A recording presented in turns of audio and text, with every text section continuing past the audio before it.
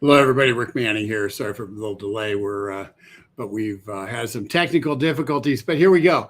Something that when I woke up this morning, I saw something that just made me mad at screaming mad at dirt, and it was an actual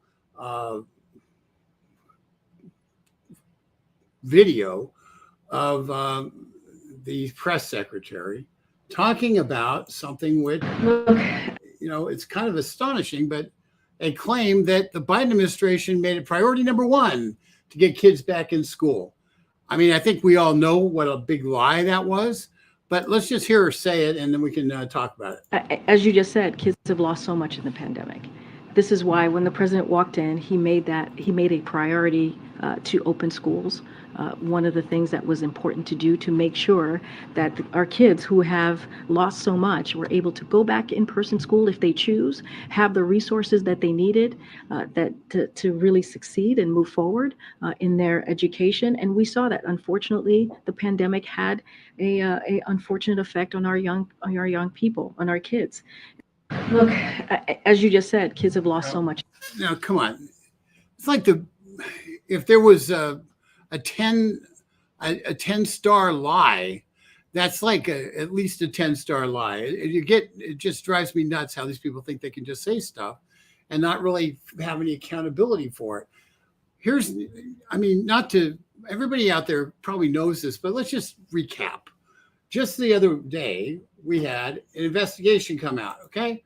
And the investigation, and this is from the House Oversight and Government Accountability Committee, the facts are clear. Biden's CDC overrode routine practice to allow a radical teachers union that donated millions of dollars to Democrat campaigns to bypass scientific norms and rewrite official agency guidance. The damaging edits by union bosses effectively kept thousands of schools shuttered across the country, locking millions of children out of their home classrooms. The Biden administration abandoned medical science and replaced it with a political science to reward one of their largest donors, harming millions of children in the process. They bypassed the science to put union bosses ahead of children. Millions of Americans are still outraged at what these Washington Democrats put their children through, and all because the union bosses demanded they keep the schools closed longer. So once again, here is the president. This is why when the president walked in, he made a priority to open schools. One of the things that the priority was to take care of the teachers unions who helped get him elected. That's what the priority was. But you know what? The reason Jen Psaki can't be there anymore, because she would have to then sit there and say, well, she couldn't be able to circle back, because circling back would show exactly what happened. Now that these guys have a record in office that they have to defend, they don't just get to make up a new narrative. Let's take a look. This is Jake Tapper from CNN, actually quizzing and pressing hard the CDC director on reopening the schools. Let's see what Jake Tapper has to say on this. So you have said, quote, schools should be the last thing to close and the first thing to open, unquote. Should all students be back in classrooms before the end of this school year? Good morning, Jake. Thanks for having me again. Really, what we have said in our guidance is that the amount of classroom activity really depends on the amount of spread in the community. We know that the amount of disease in the community is completely reflected as to what's happening in school. If there's more disease in the community, there will be more in school, and that most disease in school does not come from in-school transmission, but comes from outside into the community. So what we would advocate for is to have more kids in school as our community spread comes down. So the CDC guidelines suggest schools could opt not to reopen in-person classes if they're in a red zone with the high community spread that you just referred to. According to our analysis of federal data, that includes 99% of American children. 99% of American children. That's what the teachers union pushed for. That's what they ended up getting done. with the CDC. And that's what they openly bragged about, according to the investigation that was conducted by the House Oversight Committee. So what we're looking at is an administration, the Biden administration, which deliberately, by their own admission, by the press secretary's own admission, kids were set back dramatically based on this choice, a choice that was lobbied for and was considered to be a successful culmination of a lobbying effort by the teachers union, that the people who kept telling us, we have to go with the science. We have to go by the science. We have to go with the science. And jammed that down our throats whenever we questioned anything they said for 2 years, through 2.5 years. It wasn't the science. It was the political science. That's what mattered. And the political science said, we need to keep people locked up. We need to keep people shut down. We need to keep our economy shut down.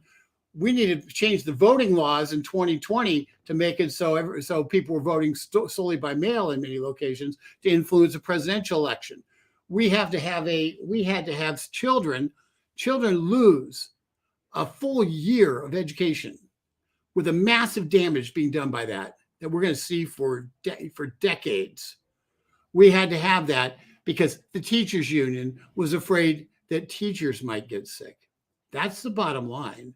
The teachers union didn't care about the kids. They never do. They cared about the teachers. And while I understand that, to sit there and try to say that Joe Biden cared about the students over the teachers union is garbage. And we cannot allow these people to lie their way out of their historical record and pretend like nobody will remember that what happened. Because if we do that, they will not be held accountable in 2024.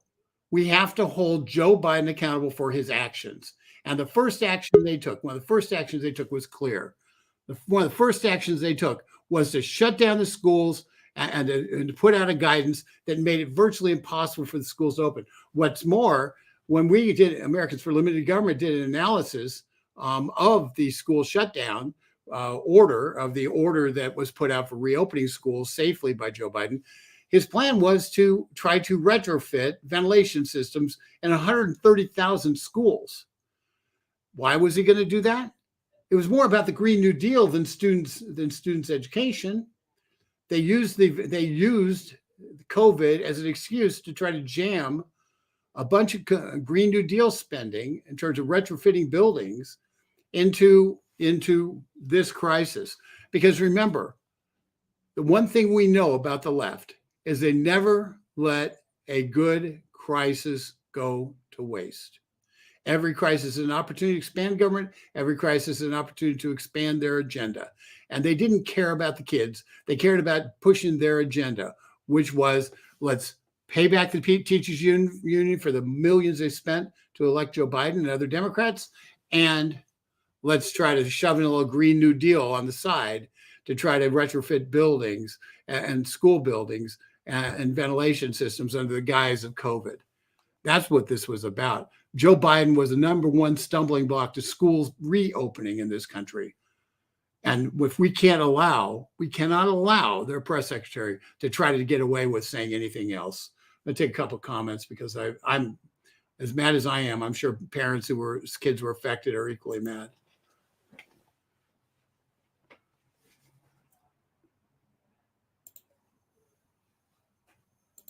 Let's hope not. Let's try to win an election or two and we can stop that, hopefully. Let's see here. We are in nothing surprises me anymore. This country's doomed. Sadly, there are many brain a-holes. Biden's good and we'll vote for him.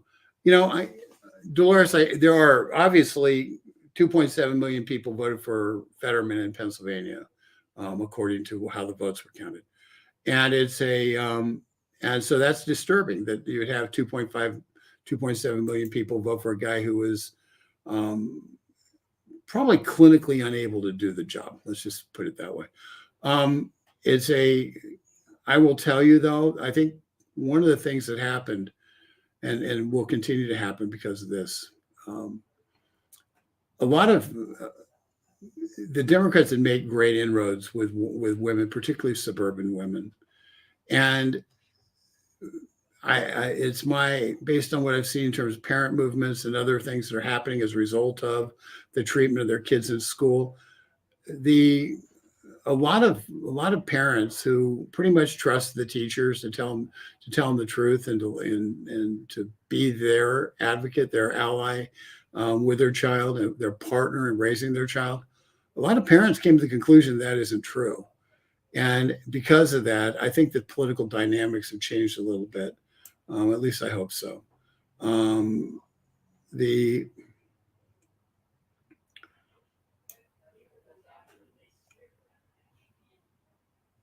Yeah, there's a number of things in here that, how does this administration get away with blatant lies? Well, they don't. I had another one up here that it equally torqued me, and I don't know if I've got it staged or not for you, but the other lie I had was her saying, let's see here. Nope, don't have it.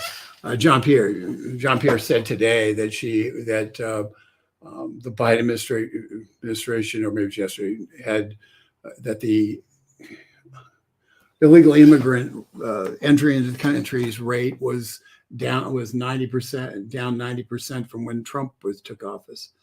And it's sometimes these things are so absurd that they almost seem like it almost seems crazy that anybody could say it with a straight face. And the fact of the matter is they put that out there. And this morning on a radio broadcast, a radio interview I do at WIZM in La Crosse, Wisconsin, and I'm on there once a week, generally, sometimes twice a week. And I got asked a question that was almost, it was mind-boggling. One of the people on the show, one of the listeners, had asked the question, saying an assertion that the immigration laws haven't changed, and the only reason that we have this increased immigration is because Republicans keep saying that the borders are open.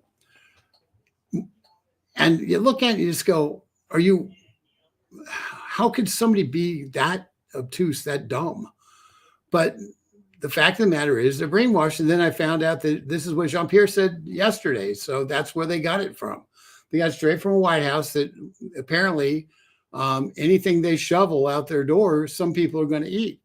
And, let's just close our eyes to the fact that 5 million illegal aliens have hit the border since Joe Biden became president. Let's shut the eyes to not 1 million illegal aliens they were able to detect them coming across, but weren't able to engage them. So they got in without having to go through the amnesty process and all that.